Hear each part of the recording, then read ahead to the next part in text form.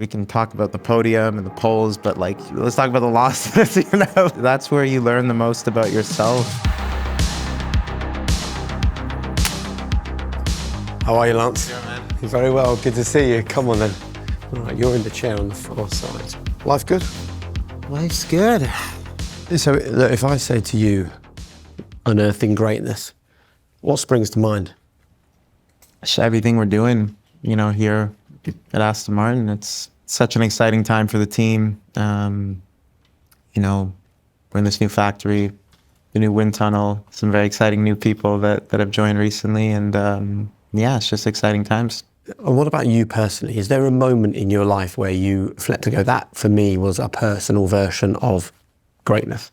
Yeah, for sure. I mean, those laps on Saturday when it all comes together, those days on Sunday where like we just get the strategy right and like get that perfect result that we're all looking for. You know, I think back to Istanbul in the rain in 2020 when we snatched pole position. The conditions were super tricky. It was really slippery. It was just all about getting the tires in the window. We were like messing around with the tire pressures throughout the session, just seeing kind of what would work. And then in Q3, we got the pressures just right. And I just had like a clear track ahead. I had a good feel of what the car was doing. And then it was just that flow state feeling of just like totally in the moment and just an awesome experience. I don't know how else to describe it. It was one of those special days. It's interesting that I asked you about unearthing greatness and you took us to that moment rather than like the podium in your first season, which I think a lot of people think was the most like remarkable result. Would you put that podium in Turkey, in the rain, in that car, as your greatest single lap in F1?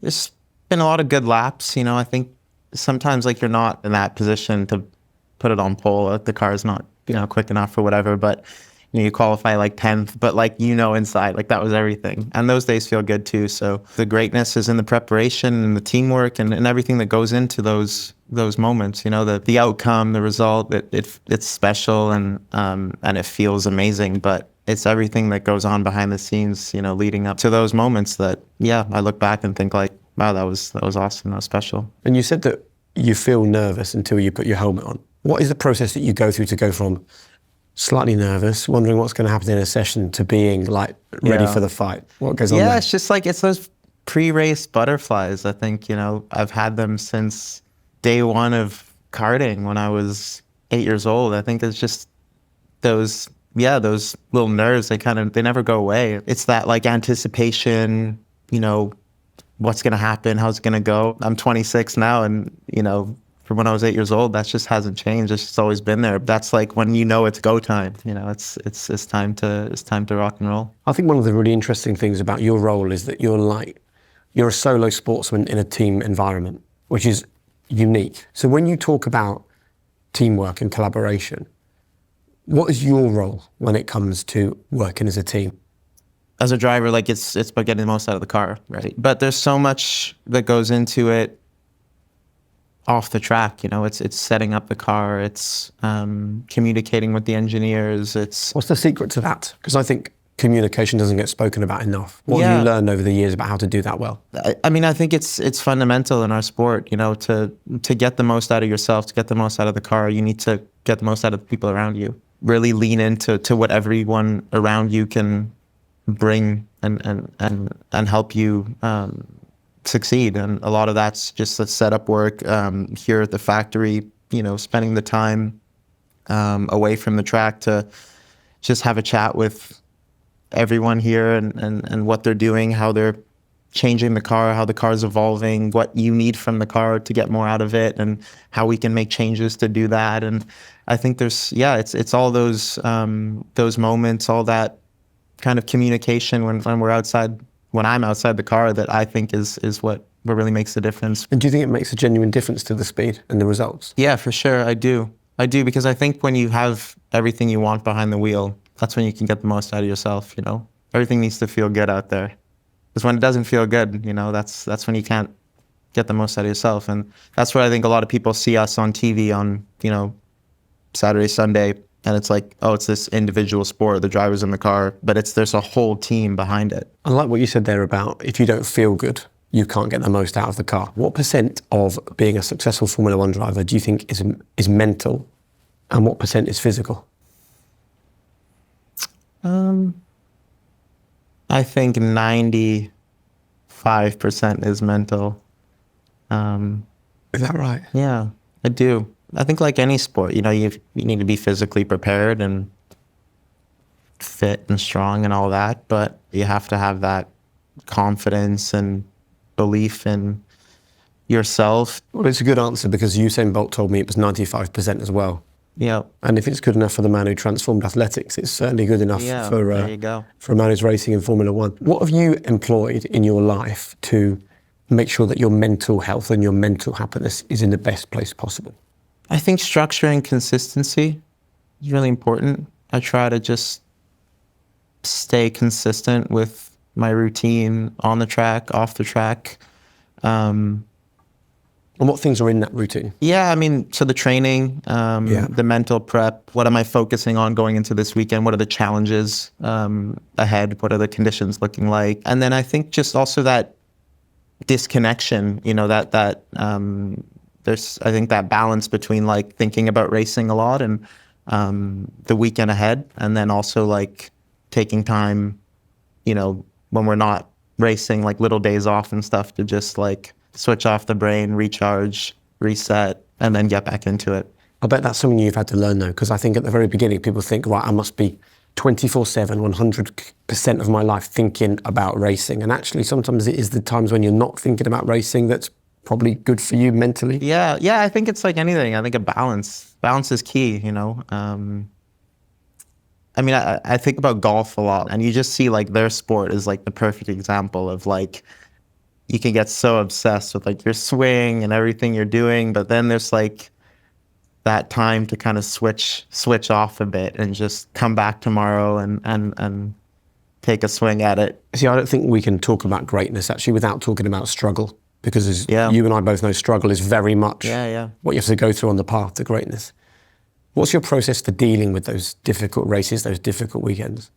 Yeah, I mean, like that's the thing, you know, we can talk about the podium and the poles, but like really want to talk about like, let's talk about the losses, you know, like I think that's where you learn the most about yourself and to grow, you know, from those tough moments. I think that's where you really grow as a person, as an athlete, driver, from those struggles, from those hard days. You know, what can you learn from it? How can you come back next week and be better?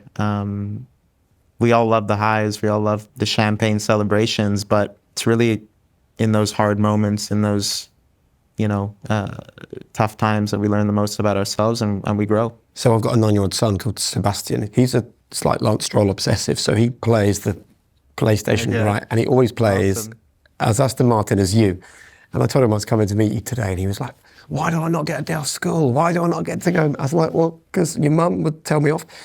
But actually he said to me, I said, have you got one question for Lance? And he said, yeah, like, does he ever have bad days? And I think this is so important for us to talk about this, because I think for a 9-year-old boy like Seb, who just sees you as a Formula One driver, he imagines there's never a bad day. Yeah. Right? Would you be willing to share a time when things were tough or a bad day and what you learned, what you did to learn from that, or how you grew from that? Yeah. I love that he's playing the video game. That's good. That's good. But I've had to teach him to turn off that because he had no damage on. He was just bumper carring. I was like, you know, this is not realistic. It doesn't work like that. And now he keeps going, but the front wing keeps falling off. Yeah, happens sometimes. Yeah, I'm afraid so. No, I mean, I think we never want to have a bad, like I never want to have a bad day. You know, I want every day to be great, perfect, but that's just not the reality of sport. I think in sports and in anything in life that you pursue that's challenging, there's going to be those highs and there's going to be those lows. And I think you have to accept that before you even go into it. You know, before every season, I think to myself, there's going to be good days and bad days. And like, I have to accept that now, you know, before I even start the season. So, I mean, yeah, this past weekend in Austria, it sucked on Sunday. You know, I had a terrible race. There was some things I would have done differently. There's a time to learn, reflect, and then there's that time to kind of draw a line, move on, focus on the next race. What's the process for getting to that point where you go, okay, I'll put that to bed now? Like, do you talk to people? Time, do you make experience, notes? yeah, and I think a good team of people around you for sure. I'm very fortunate to, yeah, have people around me that that help support me on that front when I'm dwelling on what happened last weekend. You know, they're pulling my arm and saying, you know, come on, next week, you know, Silverstone, new race, new opportunity. Let's get it, you know. So I think there's definitely a lot is support, but a lot is just also learning with time and growing. When I was, you know, 18 years old, I would take longer to get over hard days than I do now. I think now I still hate them. They still suck. That's never going to change. But I can draw a line and yeah. It's move such forward. an important realization, though, that those hard days are as much part of the journey as the good days. We first met actually when you wouldn't even remember, I was hosting the launch for the Williams F1 car in your first season. And I remember looking at this like 18-year-old thinking, wow, okay, Yeah. you've got a lot ahead of you. And then in that first season, you go and manage to get on the podium. Would you take us back to that race in Azerbaijan and I guess the moment when you felt at your greatest that weekend? Long time ago. Back when I was young. It's just, I remember the whole weekend. I remember feeling good in the car from lap 1 of the first practice. And I was just like, yeah, this could be a good weekend. So yeah, I remember the car Baku it's all about having confidence on the brakes. You know, you have these long straights and it's like, yeah, Monaco with, you know, Monza braking zones and downforce. So, you know, having confidence on the brakes and in the car to get close to the walls and all that is key. And I remember from like the first lap of the weekend, I had that feel in the car where it was just clicking and it was feeling good. We qualified well on Saturday and then Sunday was just chaotic. It was just like staying cool, staying out of trouble, keeping the car in one piece was really key to getting a good result out of it, and that's kind of what happened on that day. I remember like there were guys crashing out, and then Seb and Lewis had their moment, and Lewis I think had a issue with the headrest, so he had to pit, and then Seb got a penalty, and then like next thing I knew, I was like second on the road with like this 15-second gap to I think it was Valtteri in third, and I remember clipping the wall with 2 laps to go, and I thought it was all over. So turn 4, I just turned in a bit too early and I hit the front left on the inside wall. And I was like, oh my God, it's done. And for like a split second, I like closed my eyes, just like open them, like, wow, I got away with it. And there was like another lap to go. So you shut your eyes thinking, A well, lap to open my go. eyes, there's going to be no front wheel on this car. A lap to go in the race, and Valtteri just got us at the line because like I had no more energy left. I was using all my energy to stay out of his DRS, Right. and So you're with like banging one that lap to button, go, and there was just nothing left. So he got me at the line, which was a bit of a bummer, but it was still just a great day for the team, for me. You know, I remember finishing my season in F3. 16, so the year before, and like the last race of the season I won the race and I was on the podium, and I thought to myself, enjoy this moment because it might be a long time until you stand on a podium again. Mate, well done, by the way, because to do it man. a few races after you were in F3 is absolutely incredible. And now you're taking time to enjoy it because like, I've spent my career in broadcasting with people who no longer get to do the sport they did, and all of them say, I wish I just enjoyed the moment a little bit more. Yeah. Do you take time for that, or is it so relentless and the pressure is so high? It's true. I think we're all guilty of like not enjoying those moments enough, and then like the next thing comes up and it's like, okay, we're on to that. But it is nice to reflect and kind of smell the roses sometimes and just like, enjoy the journey. And I think that it is important, but you know, we're in this kind of intense sport, and it's all about like next weekend. And you do work with a therapist or a sports psychologist? Yeah, for sure. I done work with multiple over the years. I'm always curious on like how I can be better mentally, technically, And just like my process going into the weekends, like how can I be a better driver, athlete? Yeah, I love that, the mental work, the psychology around sports and racing, and I think there's different chapters in your career where there's times when everything's very clear and simple, and it's like you kind of have it all figured out, and there's times when it's not so clear and it's not so simple. You have to kind of change the way you go about things. What's the best advice that you've been given in one of those sessions that has been really valuable to you?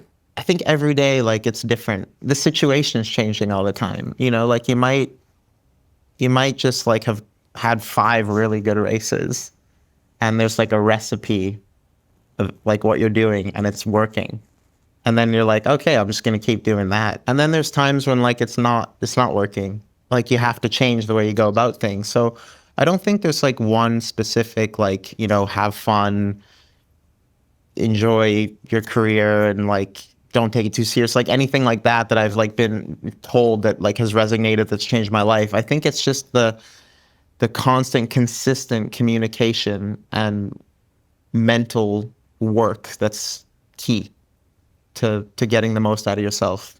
That process, I think, is what's really been important for me. It's being consistent with that. If we're searching for greatness in this conversation, actually greatness is constantly looking at the processes that you've got in place, asking yourself some tough questions about what does and doesn't work.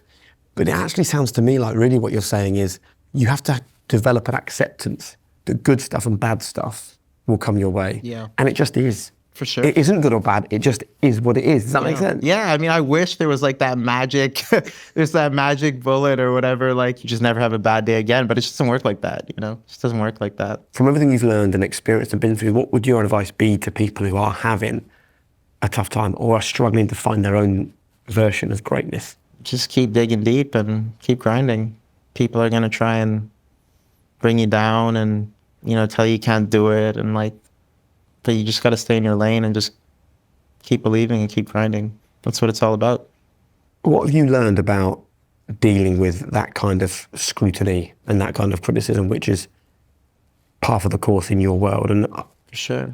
If I'm being honest, from what I see from the outside, I think you get your unfair share of that. Yeah, I mean,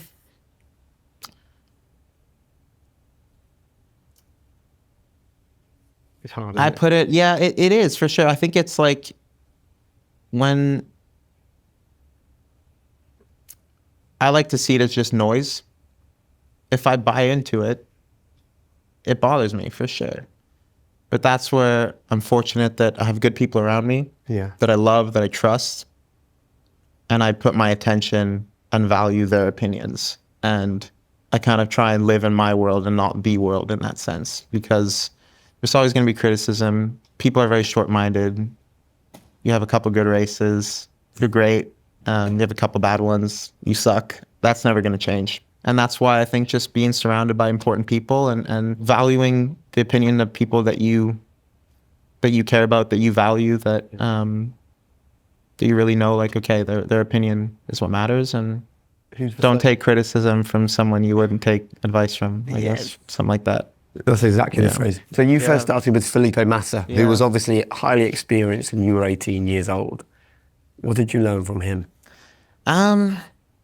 I learned a lot. I learned a lot from all of them. With every teammate, you see like different strengths, and it helps like you get better as a driver because you just see things that they're doing better than you, and in some areas, and you're like, okay, I'm just gonna take that on board and like just like put that into my arsenal. So yeah, Felipe, loads of experience. I learned a lot about managing tires in Formula One, and which is very different to Formula 3, and communicating with engineers, setup of the car. Yeah, and then I was teammates with Checo. He was a great teammate. We had a great relationship on the track, off the track. I learned a lot from him. I learned a lot from Seb, Fernando. I mean, we can, sit here for ages. I could tell you, everything I've learned, but it's just lots of little things. Every driver has their strengths and weaknesses, and, you know, when you have teammates, it's like you're just taking all that on board. I've been very fortunate to have great relationships with my teammates. I've enjoyed definitely the experience with all of them. Good man. Sure. Top man. Thanks, Thanks a man. lot. It was really good.